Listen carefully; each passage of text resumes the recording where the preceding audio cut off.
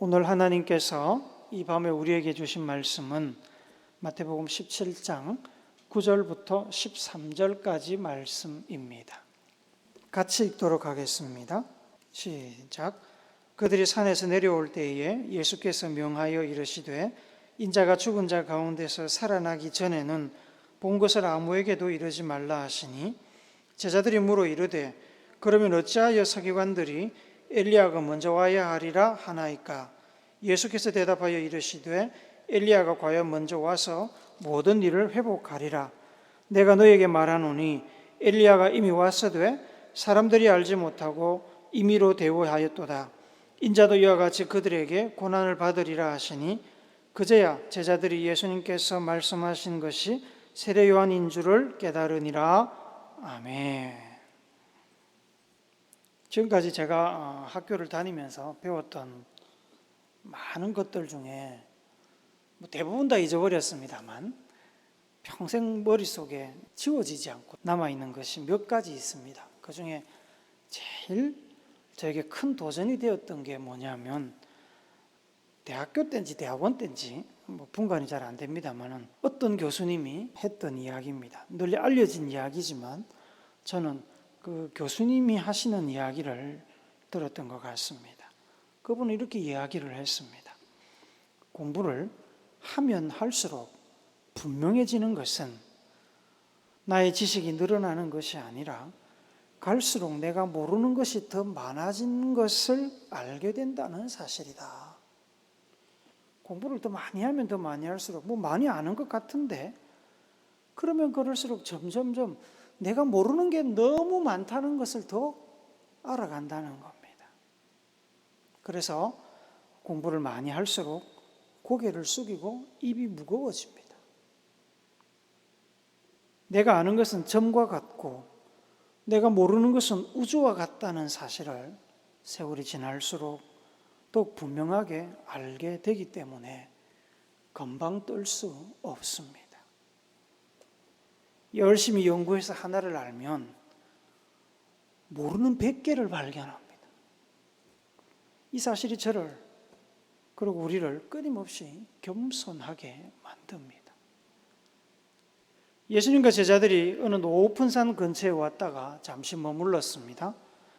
그 산은 갈릴리호수 남동쪽에 있는 다볼산이라고 추측합니다만 추측에 불과합니다. 알 길이 없습니다. 예수님께서 베드로와 야고보와 요한 세 사람에게 같이 산에 올라가자고 제안을 하셨습니다. 영문을 몰랐지만 예수님께서 제안하셨기 때문에 베드로와 야고보와 요한은 예수님을 따라 나섰습니다.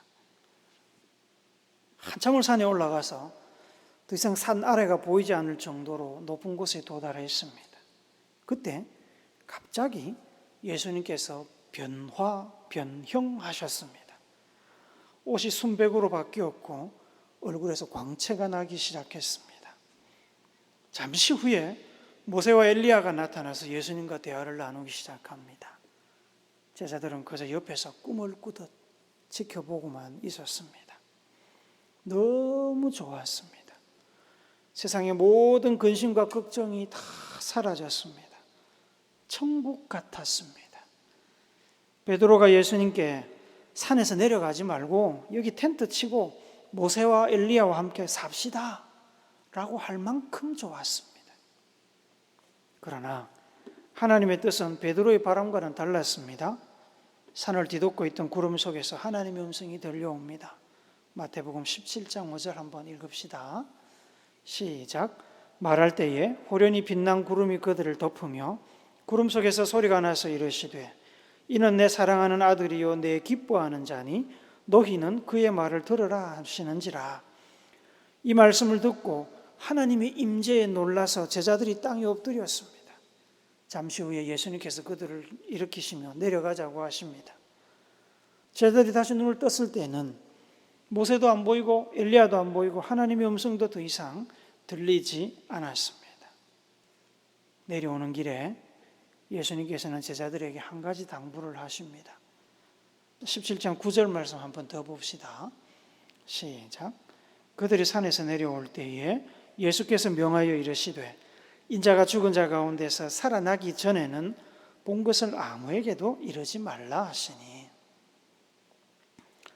예수님의 부활 전까지 산에서 본 것을 아무에게도 알리지 말라고 하셨습니다.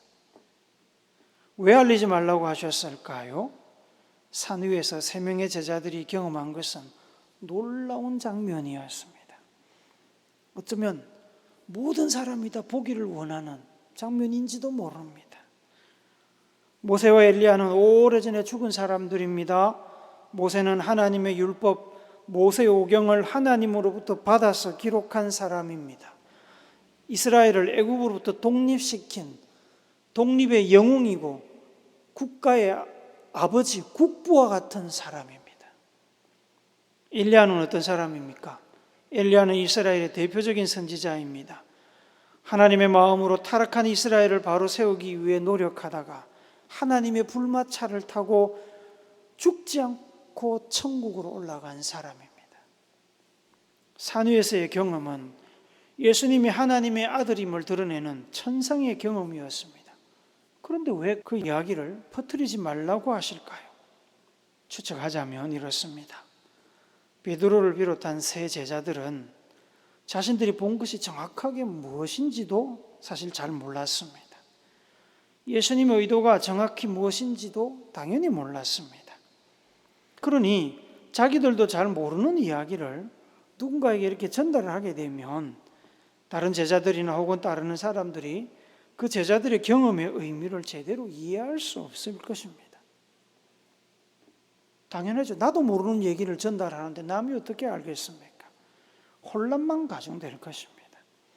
신비주의를 부추긴다는 말을 들을지도 모릅니다. 그래서 때가 되어서 그들이 본 것이 무엇인지 바로 이해할 수 있을 때까지 비밀로 하라고 하셨습니다. 여러분, 예수님께서는 신적인 존재, 하나님의 아들임을 드러내셨습니다만 부활 전에 제자들은 그것을 온전히 이해하지는 못했습니다.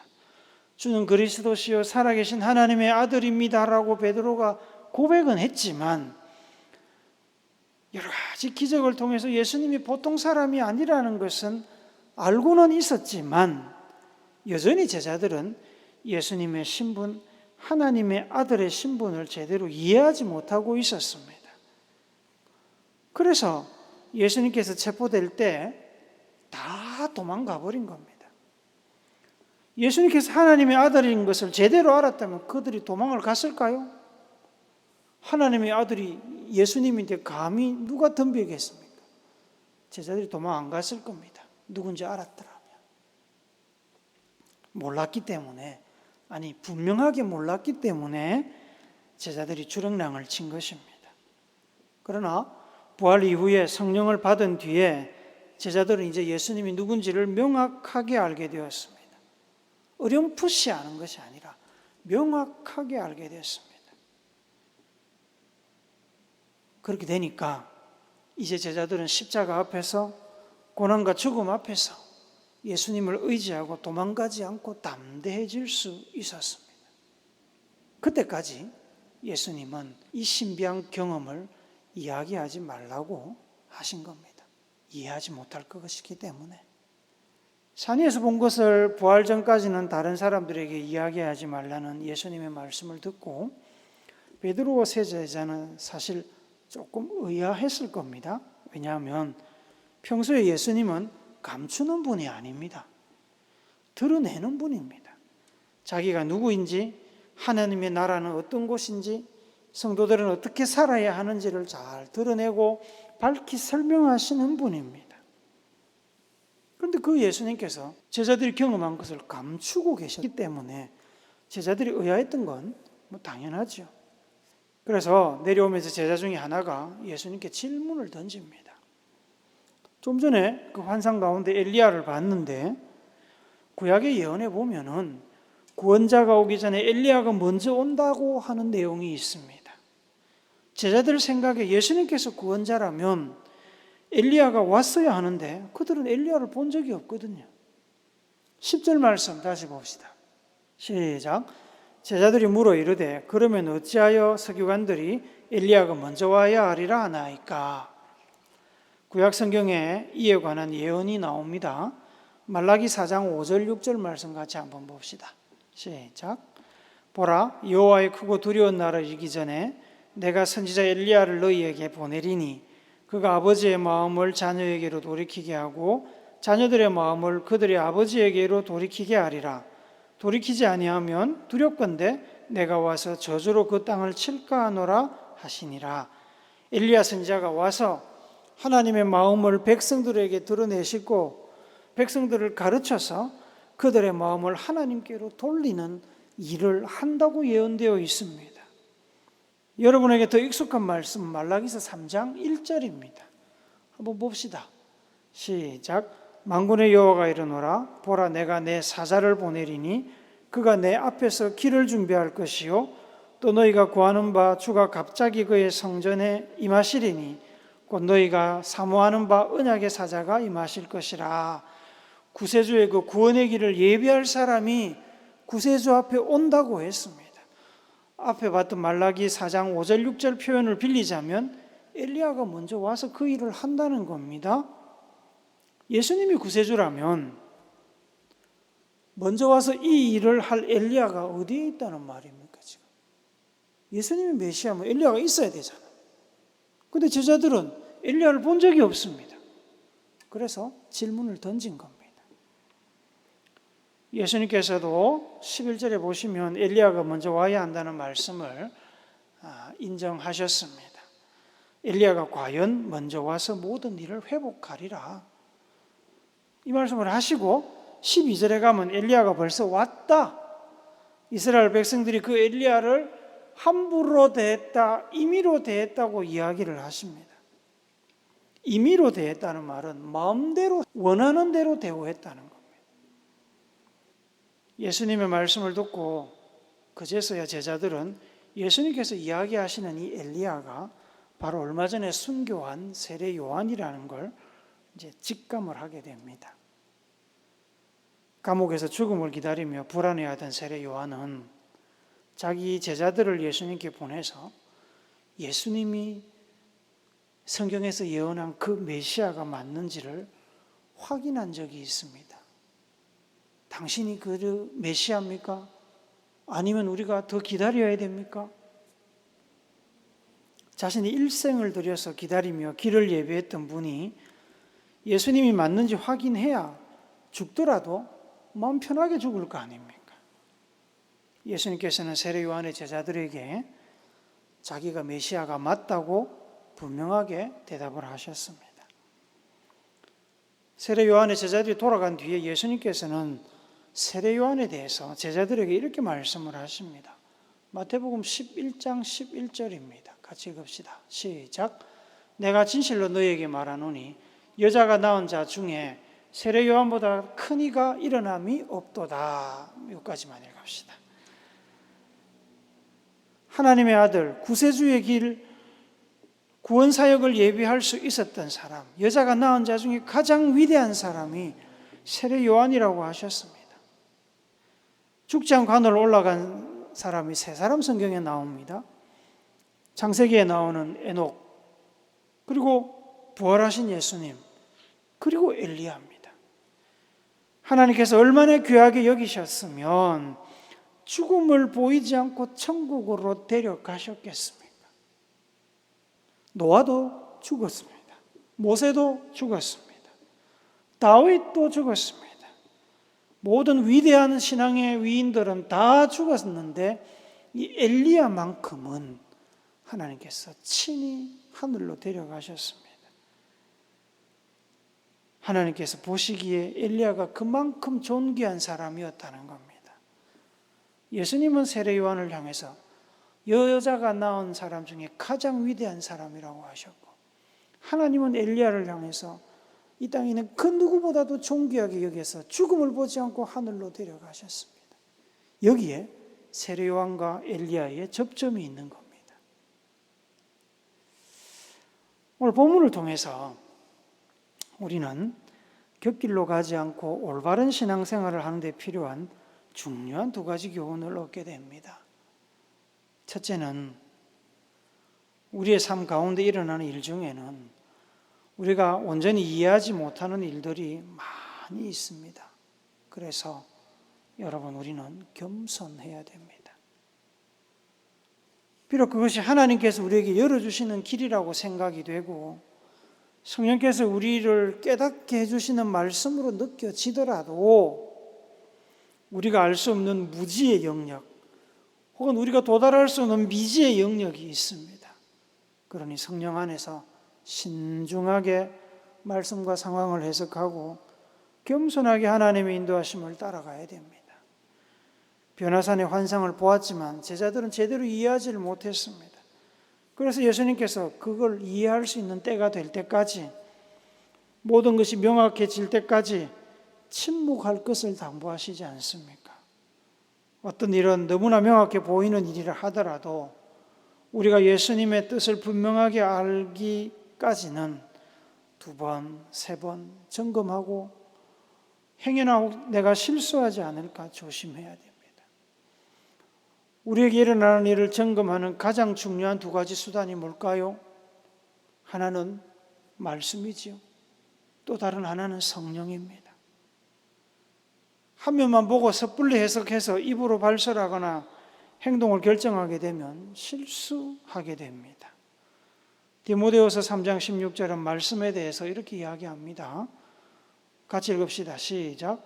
모든 성경은 하나님의 감동으로 된 것으로 교훈과 책망과 바르게 함과 의로 교육하기에 유익하니. 우리가 하나님 앞에서 바르게 사는 데 필요한 모든 것을 성경이 우리에게 공급해 준다는 얘기입니다. 요한복음 14장 26절 말씀도 같이 봅시다. 시작. 보혜사 곧 아버지께서 내 이름으로 보내실 성령, 그가 너희에게 모든 것을 가르치고 내가 너희에게 말한 모든 것을 생각나게 하리라. 그 성경을 성령이 우리에게 생각나게 하시고 가르쳐 준다는 말씀입니다. 성령께서 예수 믿는 사람들의 행동 기준인 말씀을 생각나게 하십니다. 생각나게 하시고 바르게 하십니다. 그러므로 우리는 성경으로 우리의 삶과 생각과 판단을 2번, 3번 점검해야 됩니다. 성령의 감동과 말씀의 정확한 적용이 교차 점검되어야 됩니다. 그래야 실수나 오판, 잘못된 적용을 줄일 수 있습니다. 자칫 잘못하면 성경을 이상하게 해석을 해서 소위 말하는 2단, 3단에 빠지는 경우가 너무너무 많습니다. 이렇게 신중해질 수 있는 가장 중요한 성품이 겸손입니다. 잠언서 11장 2절 말씀입니다. 같이 읽어볼까요? 시작. 교만이 오면 욕도 오거니와 겸손한 자에게는 지혜가 있느니라. 겸손한 사람에게는 하나님의 뜻과 길을 제대로 판단하고 따라가는 지혜가 주어집니다. 왜냐하면 겸손은 하나님과 맞짱 뜨거나 하나님과 타협하려고 시도하는 것이 아니라 하나님께 판단을 맡기고 의존하는 것이기 때문에 그렇습니다. 겸손한 사람은 내가 내 인생의 상황을 내 뜻대로 해석하고 행동을 결정하는 것이 아니라 하나님께 판단을 맡기고 성령의 인도를 따라 행동합니다. 그렇게 되면 어떻게 됩니까? 시편 37편 5절 6절 말씀도 같이 봅니다. 시작. 내 길을 여호와께 맡기라. 그를 의지하면 그가 이루시고 내 의를 빛같이 나타내시며 내 공의를 정오의 빛같이 하시리로다. 우리가 겸손해서 우리의 길을 주님께 맡기고 의지하면 주님이 이루시고 다 하신다는 겁니다. 하나님은 온 천하를 설계하시고 만드신 창조주이십니다. 그분의 지혜는 우리의 한계를 훨씬 초월하기 때문에 우리가 다 알 수 없습니다. 아예 모른다는 얘기는 아닙니다. 하나님께서는 여러 가지 방법을 통해서 우리에게 알려주셨고 또 알려주고 계시고 앞으로도 알려주실 겁니다. 그러나 사람의 한계는 명확합니다. 우리는 우리 한계 밖의 영역을 신비라고 부릅니다. 우리가 도달할 수 없는 영역을 신비라고 부르는데 우리는 이 신비의 영역을 판단할 지혜가 없습니다. 그러기에 더욱 성령을 의지해야 되는 겁니다. 기도는 하나님을 의지하는 우리의 겸손의 표현입니다. 둘째로 우리가 오늘 본문의 말씀을 통해서 깨닫게 되는 것은 뭐냐면 우리는 모르는 걸 예수님께 물어봐야 됩니다. 산을 내려오며 제자들이 예수님께 질문한 것처럼 우리는 끊임없이 물어봐야 됩니다. 그러면 알게 하십니다. 구하는 자에게 주시고 두드리는 사람에게 열어주시고 찾는 자에게 발견하게 하시는 하나님이십니다. 얻지 못하는 것은 구하지 않기 때문이라고 말씀하십니다. 물어보면 알려주는데 물어보지 않으면 무지한 상태, 제대로 알지 못하는 상태가 계속됩니다. 무지의 상태가 계속되면 두 가지 현상이 나타납니다. 하나는 오해이고 다른 하나는 의심입니다. 오해는 물어보고 확인하지 않은 채 스스로 사실과 다르게 결론을 내리는 것입니다. 오해는 자기 머릿속에 근거 없는 잘못된 지식, 거짓말을 집어넣는 겁니다. 그걸 선입관이라고도 부르고 편견이라고도 부릅니다. 야고보서 3장 17절 말씀해 보시면 하나님의 지혜, 위로부터 난 지혜는 편견과 거짓이 없나니 라고 말씀합니다. 하나님께서 주시는 지혜는 결코 편견과 거짓이 없습니다. 선하신 하나님은 우리의 마음의 중심을 꿰뚫어 보시고 아시기 때문에 오해할 수가 없습니다. 그렇죠? 하나님은 편견하실 일이 없습니다. 거짓말할 수가 없습니다. 마치 투명한 유리 너머에 있는 누군가를 보듯이 하나님께서는 우리의 속마음을 다 보고 아십니다. 여러분, 의심은 무지에서 오는 불신입니다. 예수님을 제대로 모르면 의심하게 됩니다. 의심하면 불신하게 되죠. 믿지 못하는 것입니다. 믿지 못하면 하나님의 약속을 받을 수가 없습니다. 야고보서 1장 6절부터 8절 말씀 우리 같이 읽어봅시다. 시작. 오직 믿음으로 구하고 조금도 의심하지 말라. 의심하는 자는 마치 바람에 밀려 요동하는 바다 물결 같으니 이런 사람은 무엇이든지 죽게 얻기를 생각하지 말라. 두 마음을 품어 모든 일에 정함이 없는 자로다. 의심하는 사람은 죽게 얻기를 생각하지 말라. 얻을 생각을 하지 마라. 무리를 걷던 베드로가 무리에 빠진 것은 의심했기 때문입니다. 제자들은 엘리야의 모습을 본 뒤에 마음속에 의문이 생겼습니다. 예수님이 메시아라면 엘리야가 먼저 이 땅에 와야 한다고 성경이 예언했는데 왜 엘리야가 모세와 함께 천국 같은 곳에 있고 자기들과 함께 산 아래로 내려가지 않을까? 질문이 답을 얻지 못하고 길어지면 의심이 생깁니다. 질문이 생겼는데 답을 얻지 못하고 그 시간이 길어지면 의심하게 됩니다. 엘리야가 오지 않았다면 말씀이 이루어지지 않은 거니까 예수님도 가짜가 아닐까라고 생각을 하는 겁니다. 우리도 그런 생각 많이 합니다.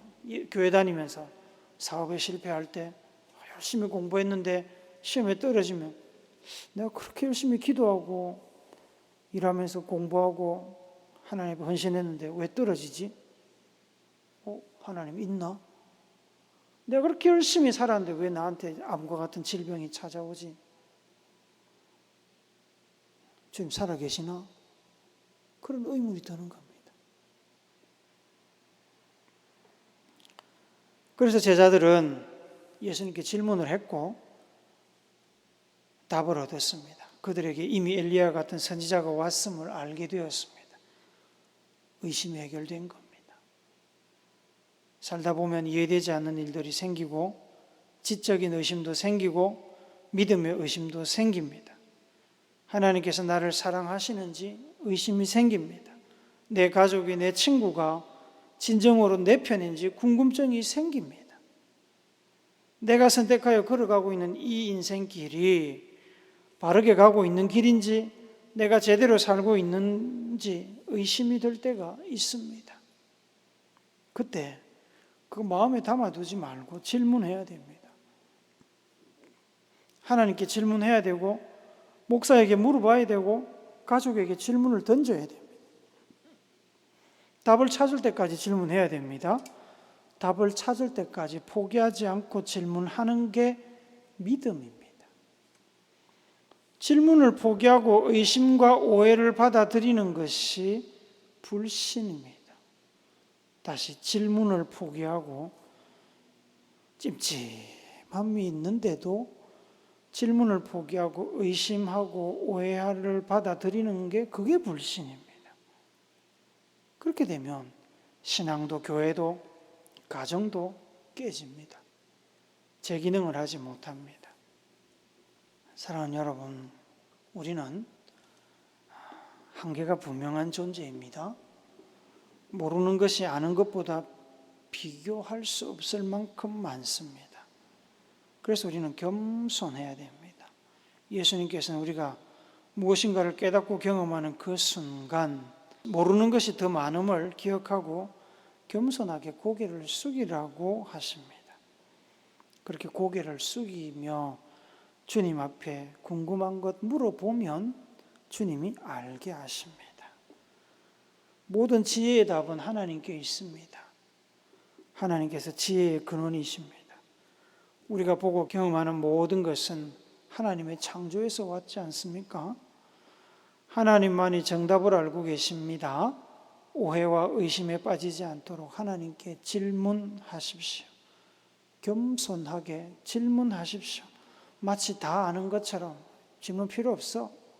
그러고 입 다물고 있지 말고 질문하십시오. 하나님 우리가 질문하는 걸 기뻐하십니다. 선하신 아버지이기 때문에 그렇습니다. 겸손하게 하나님 앞에서 배우고 알므로 의심과 오해를 물리치고 늘 신실하게 하나님을 믿고 의지하는 오물교회 성도들이 되시기를 예수님의 이름으로 축복합니다.